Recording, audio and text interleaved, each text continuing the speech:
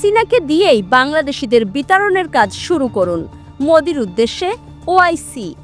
বিস্তারিত দেখুন অগ্রযাত্রা ডেস্ক রিপোর্টে।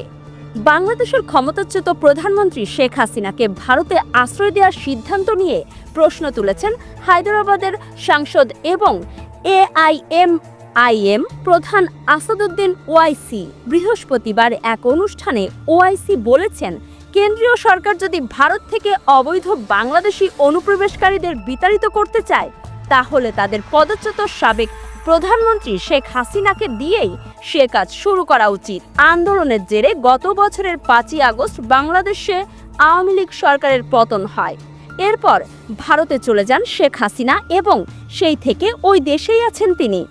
ভারতীয় সংবাদ মাধ্যম ইন্ডিয়ান এক্সপ্রেসের অনুষ্ঠানে নরেন্দ্র মোদীর সরকারের উদ্দেশ্যে ওআইসি প্রশ্ন রাখেন, কেন আমরা হাসিনাকে এদেশে আশ্রয় দিয়েছি? তিনিও তো একজন বাংলাদেশি।